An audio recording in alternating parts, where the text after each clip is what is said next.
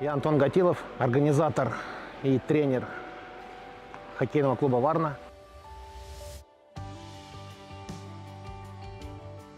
Хоккеем занимаюсь всю жизнь, с 7 лет, и очень люблю этот вид спорта. Он очень мужественный, сильный, прививает очень много навыков, целеустремленность, силу духа. В Варне мы организовали хоккей примерно 5 лет назад, но клубу официально 3,5 года.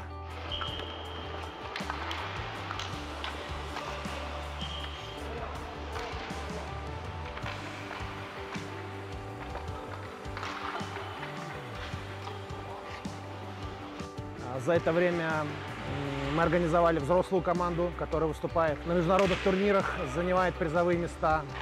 Также детская команда. У нас 25 детей сейчас на данный момент. Тренируемся уже 2 года. И сейчас хотим официально участвовать в национальном первенстве Болгарии по хоккею на лето.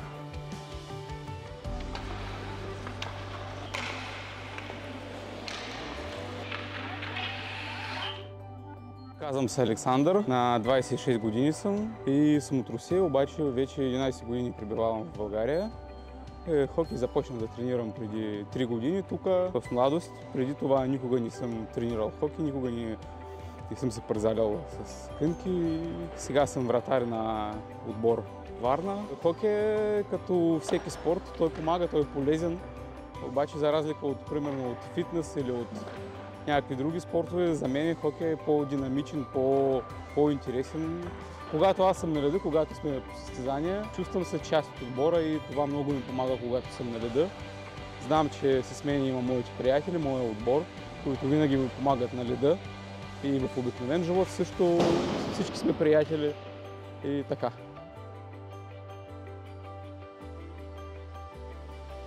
Аз се казвам Андреана Димитрова от Варна и тренирам хокей някъде от 1 година и половина. Брат ми тренираше хокей от 2 години преди аз да започна и заради него и се запалих и седях на парзалката, след като се отказах и от фигурното и седях да го гледам и тогава много се заребих по хокея. От тази година започнахме да имаме състезания, защото нямахме толкова деца. Сега даже не са всичките, но имахме 2 мача, като сега ни очакват скоро още 2. И на единия мач губихме, другите не можахме да ги биеме, пък те станах шампиони на България. С малка разлика ни победиха. Казвам се Кристиан Димитров, на 12 години, от град Варна. Хокей изгубих им годините вече, но горе-долу вече 6. Аз първо ходих на фигурно парзаляне, обаче още не можехме да караме добре. И там казаха, че си за по-напреднали и по-малки. Защото аз исках да се парзалям и потърсихме нещо друго на лед и решихме да почна хокей на лед. Хокей е различен и се отличават много други спортове. Поведението на леда е различно и различна атмосфера. Състезанията са или в София, или в Варна, но не на тази парзалка, а в Кранево, защото тази не е само за тренировка.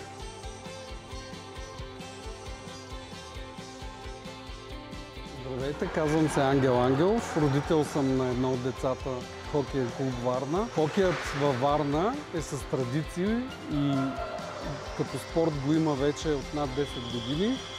Нашите батковци, които един от тях е и моя син, бяха шампиони на България в всички възрасти, детски и юношески. Много от тях бяха национали и още играят в националните гарнитури на България. Сега тези деца са наследници на батковците и обичат спорта заради тях. Спортът е много хубав, има момчета и момичета, подходящ е и за двата пола, изгражда силни деца, той е колективен спорт. Децата, които играят в Варна, играят и в момента в софийски отбори, понеже просто нямаме отбор в държавното първенство все още. И за да се развиват, играят и в други отбори, както и батковците играят в националните състави.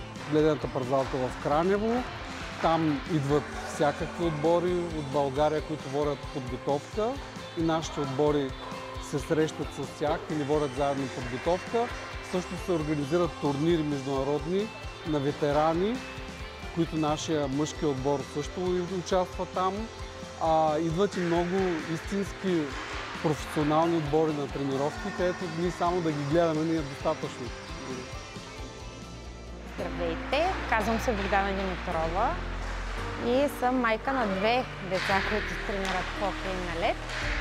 Първоначално започна сина ми преди може би 5 години, в годините, в които във Варна все още не съществуващи детски хокейен отбор. Той започва на тренировки с мъжете, но много бързо напредна. Те бяха изключително внимателни и го пазеха колкото е възможно. И той толкова много се запали, че се принудихме да посещаваме парзалката почти ежедневно.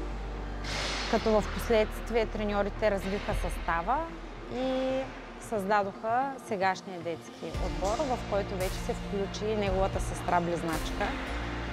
И тя усърдно вече е 3-та година с усилия, може би, и с изключително желание идват на тренировки и се справят много добре. Тренират 5 пъти в седмицата. Тренировките се провеждат в учебна година в късните часове, между 7 и 8, дори и 9 часа понякога, по 1-2 часа.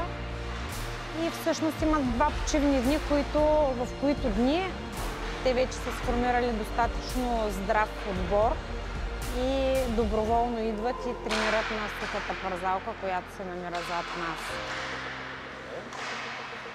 Така че на практика почти всеки ден карат кънки.